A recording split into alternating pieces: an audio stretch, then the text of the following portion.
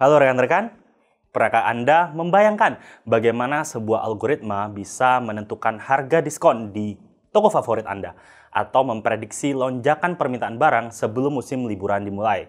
Yap, semua itu bukan lagi fiksi ilmiah, kita sedang hidup di era di mana artificial intelligence bukan hanya pelengkap teknologi, tapi pusat pengambilan keputusan strategis bisnis. Mari kita mulai dengan sedikit kilas balik. Tahun 1956, istilah artificial intelligence diperkenalkan dalam sebuah konferensi legendaris di Dartmouth. Tapi, barulah beberapa dekade terakhir, AI benar-benar meledak dalam dunia bisnis, mengubah cara perusahaan beroperasi, berinovasi, bahkan merancang ulang model bisnis mereka. Laporan McKinsey 2025 mencatat bahwa 78% perusahaan global sudah mengadopsi AI dalam setidaknya satu fungsi bisnis mereka di sektor keuangan, kesehatan, manufaktur, sampai riset. AI semakin tak terpisahkan dari proses hari-hari. Oke, jadi kita tahu AI bisa menggantikan kerja rutin seperti chatbot atau sistem invoice otomatis. Tapi AI strategis itu cerita yang berbeda. AI strategis bukan hanya soal kecepatan atau efisiensi, tapi tentang bagaimana AI membantu organisasi merancang keputusan jangka panjang, seperti menentukan arah inovasi produk, kemudian merumuskan strategi harga dinamis, hingga memetakan logistik global berdasarkan data prediktif. Contohnya adalah Amazon. Mereka tidak hanya pakai AI untuk rekomendasi produk, tapi juga untuk menentukan harga secara real time dan mengelola supply chain lintas benua. AI bukan lagi alat bantu, tapi bagian dari DNA strategi bisnis mereka. Kemudian, Walmart memulai dengan AI operasional seperti pencatatan stok otomatis.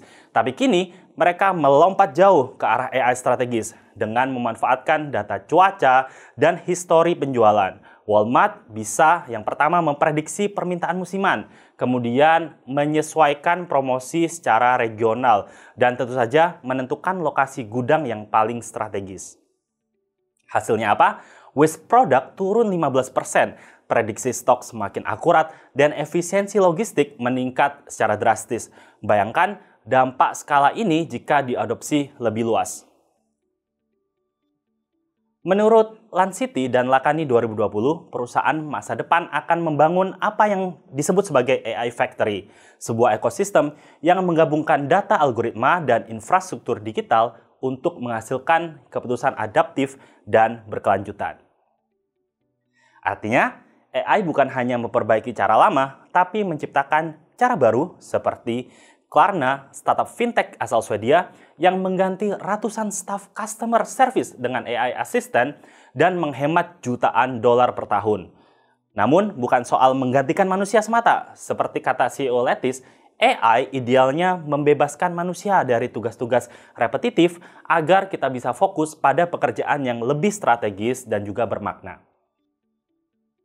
Kekuatan utama AI adalah kemampuannya untuk melihat pola dalam kekacauan data. Dalam perencanaan strategis, AI bisa memprediksi tren pasar, mengevaluasi berbagai skenario bisnis, dan menyusun rekomendasi berbasis wawasan secara real-time. Namun, disinilah muncul tantangan yang besar, yaitu bias algoritma. Sistem AI bisa saja membuat keputusan diskriminatif jika data latihnya tidak representatif. Oleh karena itu, proses evaluasi dan audit model AI secara berkala adalah suatu keharusan, terutama ketika AI digunakan dalam pengambilan keputusan berskala besar. Nah, dari semua penjelasan tadi dapat disimpulkan bahwa yang pertama adalah AI bukan lagi sekedar alat bantu teknis. Yang kedua, AI adalah partner strategis yang siap membawa bisnis menuju masa depan. Dan peran Anda sebagai profesional, manajer, atau pengambil keputusan adalah memahami cara mengintegrasikan AI secara etis, efektif, dan juga visioner. Karena di era ini, keunggulan kompetitif tak lagi hanya soal modal dan juga tenaga kerja, tapi siapa yang bisa memanfaatkan data dan AI dengan cerdas. Terima kasih dan sampai jumpa di modul berikutnya.